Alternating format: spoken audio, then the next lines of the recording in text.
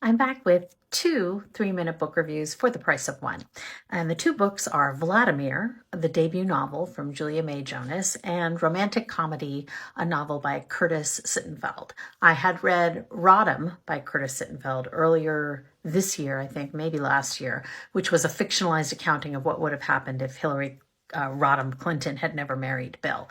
And the books have in common in that they both have a protagonist who is a woman who is pretty obsessively self-analytical, including very, very obsessively self-critical of their appearance or obsessed about it.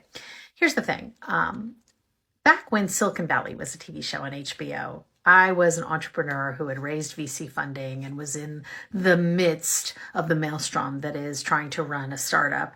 And I couldn't watch Silicon Valley. I couldn't watch Silicon Valley because I thought it's too close to home. This isn't entertaining for me. This is like life. And especially the fact that it was about a bunch of kind of hapless doofus guys who walked their way through getting funding, getting meetings, getting whatever, and knowing that that wasn't the hapless doofus women weren't going to be able to experience the same. I just I'm sorry, it was too close. I couldn't watch it. Maybe I should go watch it now and laugh at it, but I couldn't then. And so I'm not saying it's not true that women can be self-critical, self-obsessed, obsessed with our appearance, obsessed with our weight, obsessed with what people think of us, obsessed with the male gaze, obsessed with the female gaze. I'm not saying that's not true. I'm just saying I don't necessarily find it entertaining. And so the difference between these two books is that Vladmir, I have to say, I was listening to it, and by the last few hours, I was kind of hate listening. Like, I didn't like where these characters went.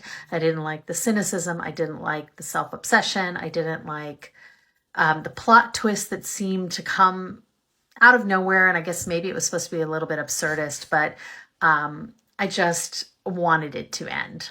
Romantic comedy, on the other hand, I read them right in a row, and I started out going, oh, it's another woman who's totally self-obsessed with criticizing herself.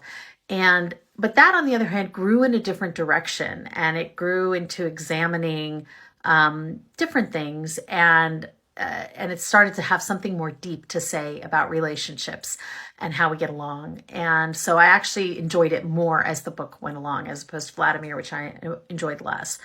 And so, I would say thumbs up for romantic comedy, maybe not so much for Vladimir. Sorry.